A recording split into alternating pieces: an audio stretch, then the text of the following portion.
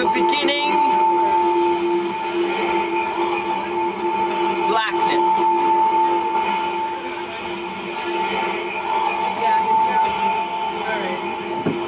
And from the blackness, the crystal of life,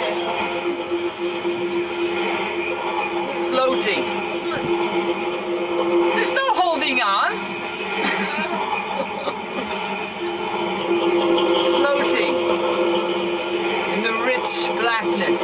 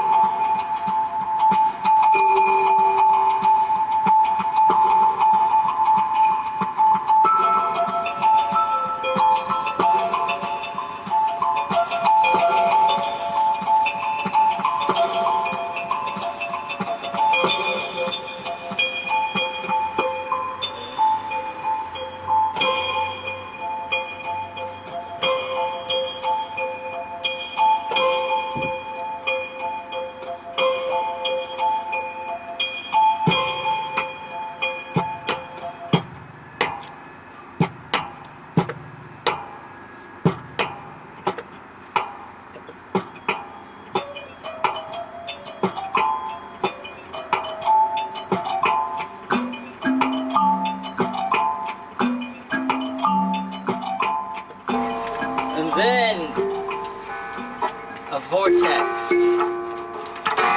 opened somewhere in Baltimore, maybe somewhere over near Port Covington, I don't know.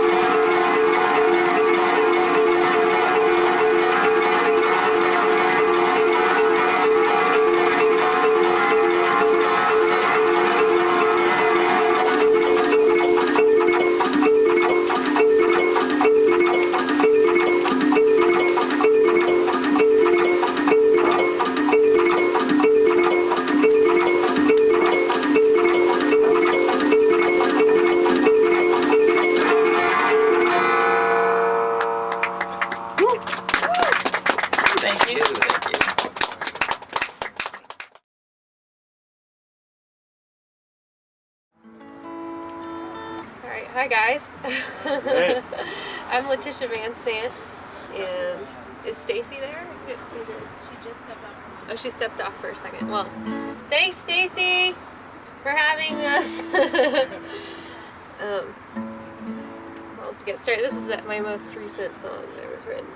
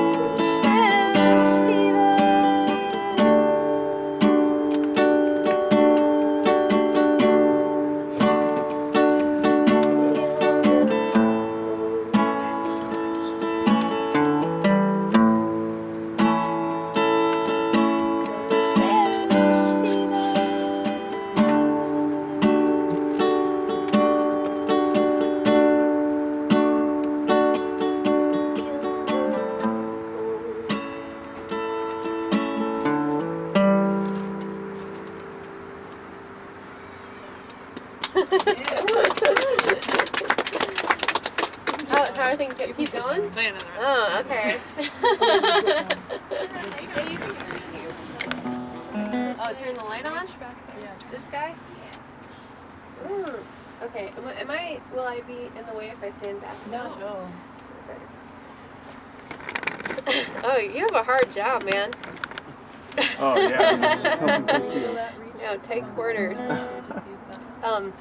Yeah, I was reminded of this song again, most in light of recent events.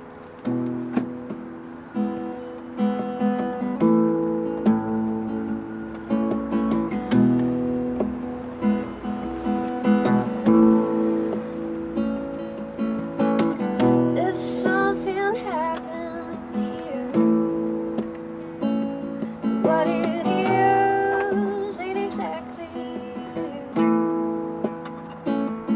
There's a man with a gun over there. They're telling me I got to beware. He's telling me stop, children, what's that sound? Everybody look what's going down.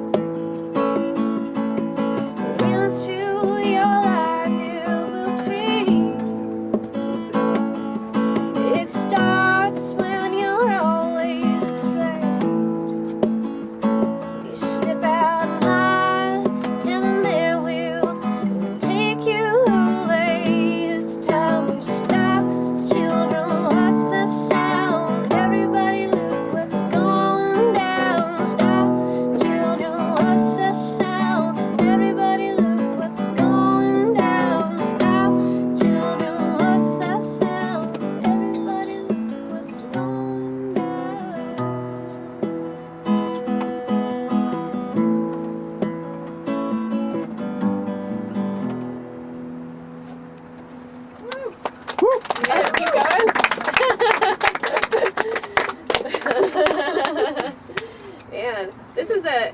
I'm impressed by the amount of equipment we can move on and off of this bus. Like, maybe I don't know if you guys. There's room to like come up and sit if you wanna do that.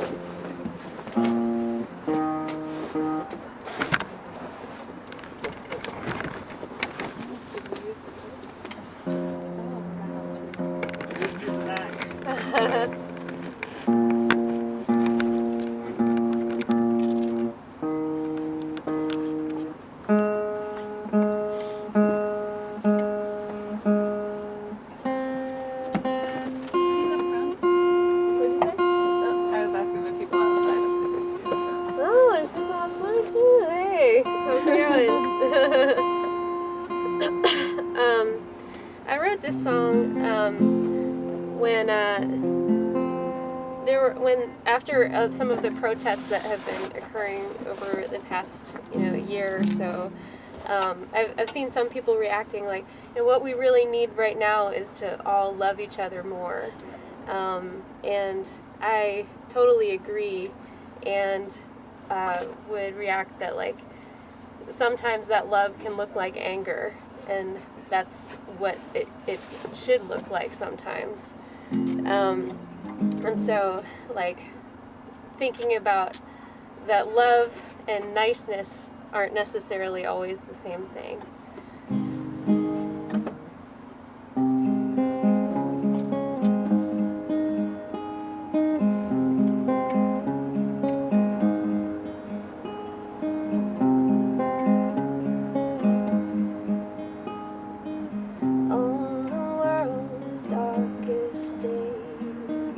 I've heard it said that love conquers hate. It sounds half-hearted, mumbled that way. An empty gesture, plastic and fake.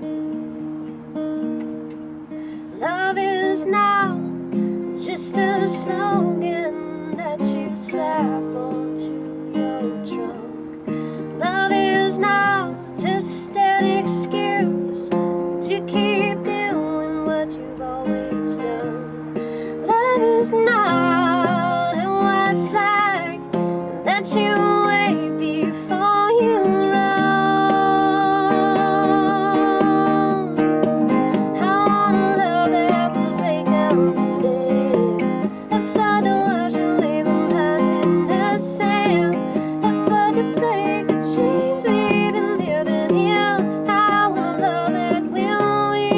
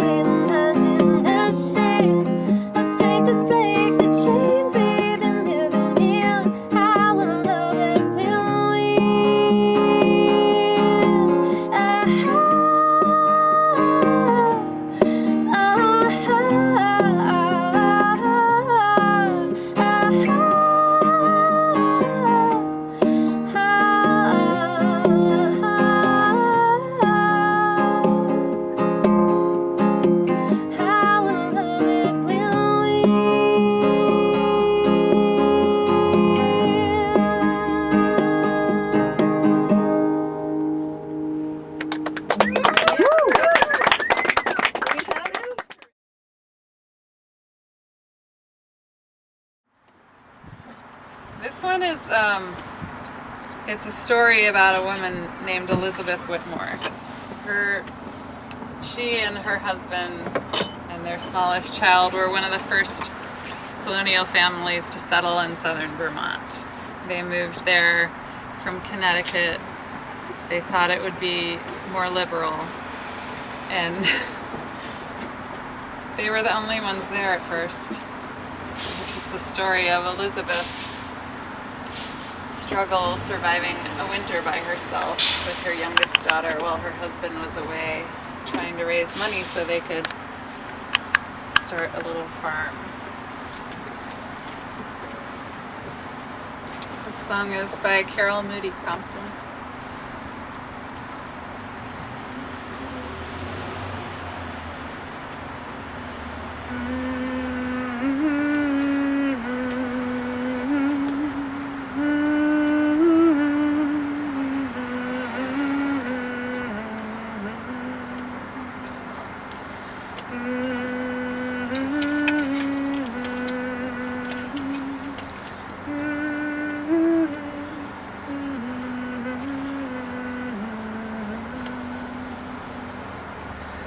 I came to live among these hills as Francis Whitmore's wife.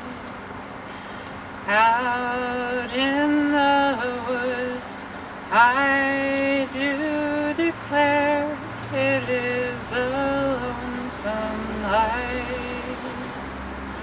My husband's gone to distant lands to pursue his tanker's trade. Left me alone to guard the cattle and the home we made. Each day I go with my small axe into the drifting stone. Branches I gather, feed the cows and make the fire go. To furnish water for the cows, I boil both ice and snow, till spring awakes the frozen streams and lets the waters flow. Throughout this long and dreary winter I have been alone, without a horse or neighbor woman who could share my moan, with only my young daughter dear to keep me company. I put my faith in God above, He will watch over me.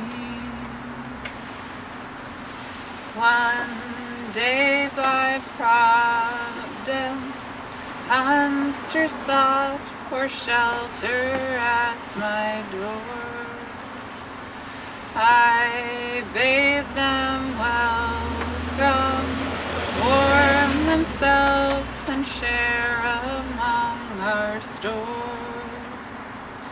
Their company was dear to me, it filled my heart with song. I could not guess the emptiness I'd feel when they were gone. My mind and hands with daily toil constantly employed. But in the hours of darkness there are fears I can't avoid.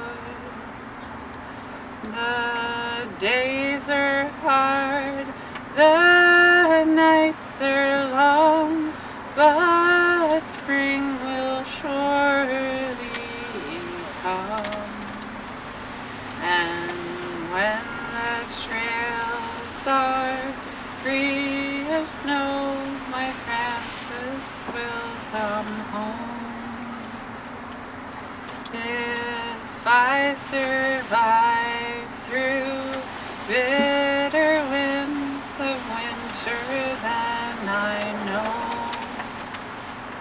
I will have nothing more to fear from winter or the snow.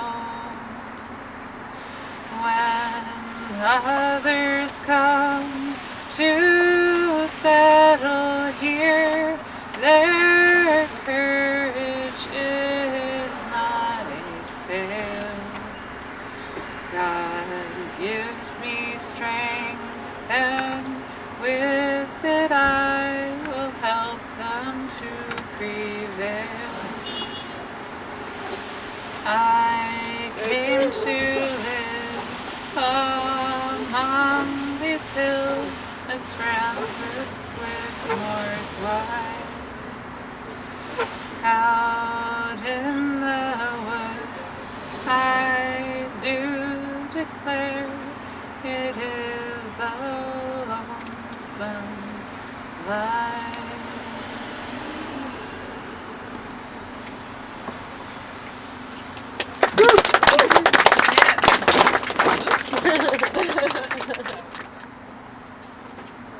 Just give me a signal. This is called I Don't Feel Dead Yet. Ready? Are we ready? I'm ready. We're ready.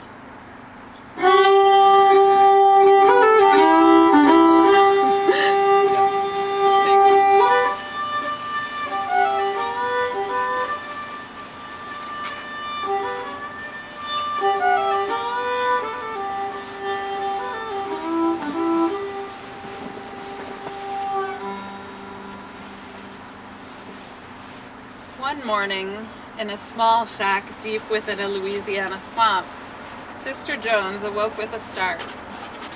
She looked at her husband, who was sleeping soundly beside her, and she was a bit uneasy. She was uneasy, for she had dreamed of a beautiful wedding.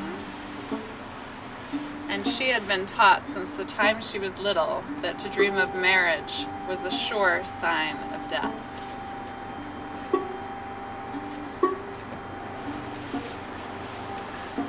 Sister Jones lay there and she wondered. She wondered who would be the one to pass from this earthly life to the next. She or her husband Cephas. Well, about a week later, she got her answer. Her husband, who'd been suffering with the consumption, took a turn for the worse and slipped from this life into the spirit world.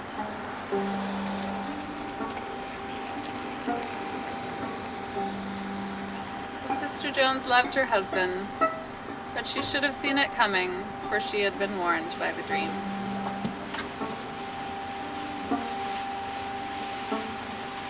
Sister Jones immediately covered all the mirrors in her house soon after her husband died, because everyone knew that if you didn't, the image of the dead would remain in those mirrors. Now, Sister Jones loved her husband, but she didn't want his image hanging around in those mirrors.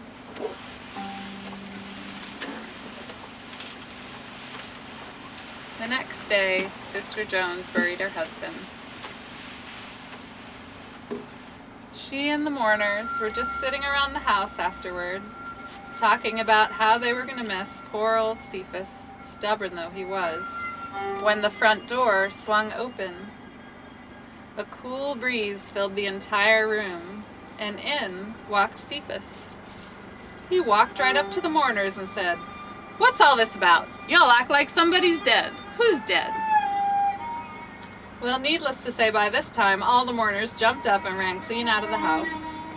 But the widow Jones, who was still very frightened, managed to blurt out, "Now, Cephas, you know you're dead. Why are you hanging around here in the living room and not in the graveyard?" "Dead," said Cephas. "How come you say I'm dead? I sure don't feel dead." Well, the widow was quite confused by now, and she simply told him, "You may not feel dead, Cephas, but you sure look dead as can be. You better get back to the graveyard where you belong." Now, even though Cephas was dead, he was still very stubborn. He moved closer to the fire to warm his cold hands and feet, all the while giving the room an icy chill. And from sunup to sundown, day after day, that's all he did, sit by the fire, rocking back and forth.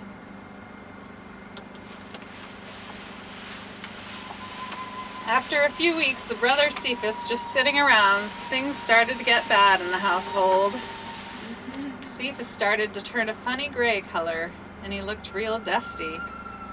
Every time he'd move, his joints would creak and crack, and as the days wore on, he'd creak and crack more and more.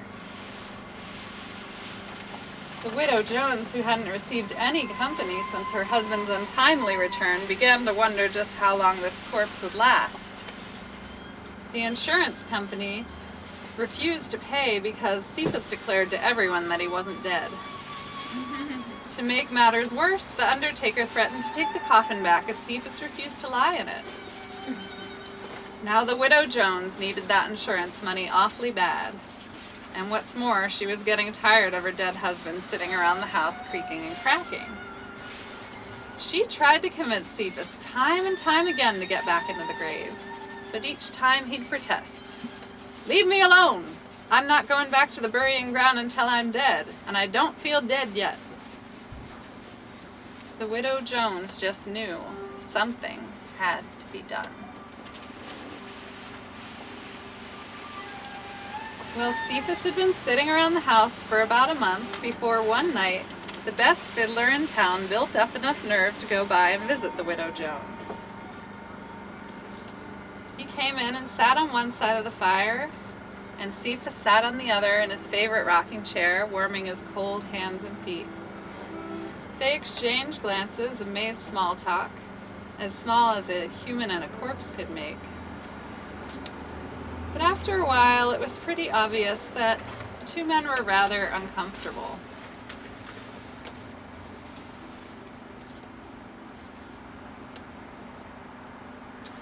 By and by, Cephas blurted out, "All this sitting around is boring. Let's the three of us do something fun. How about some music, brother fiddler? Let's dance and limber up our joints a bit."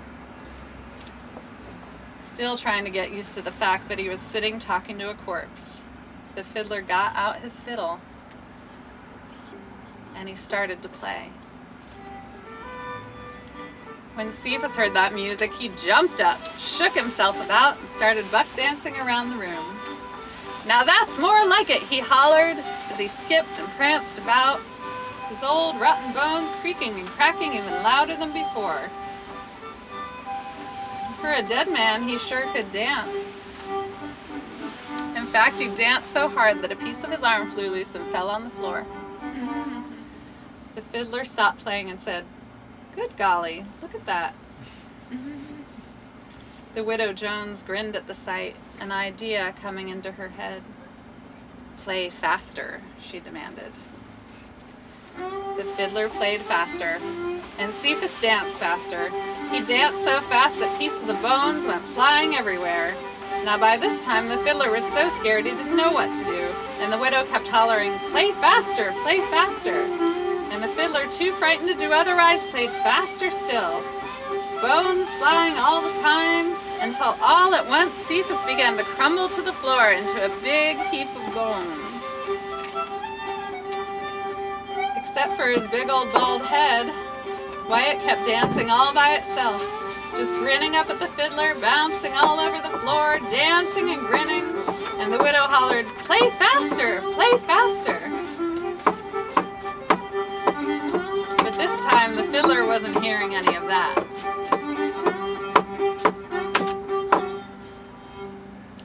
said, sorry, Sister Jones, but I gotta run and get me some rosin for my bow. I'll be right back. Well, I'll have you know that fiddler ran out the door in a flash and has not been seen since.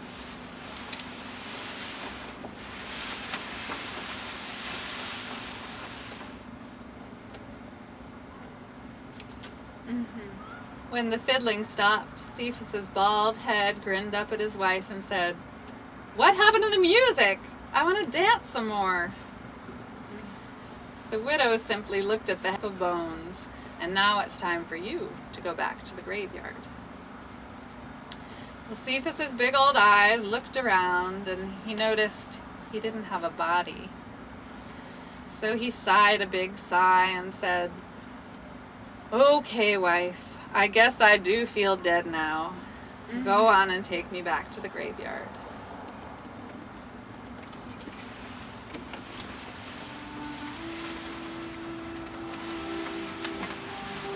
So the widow Jones gathered up all the bones and took them back to the graveyard.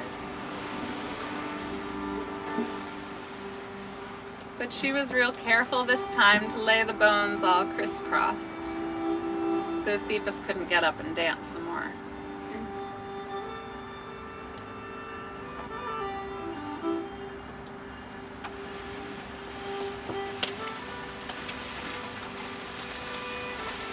And it's sad to say the widow Jones remained a widow the rest of her days. Some folks think it was that dancing head that kept all the men away.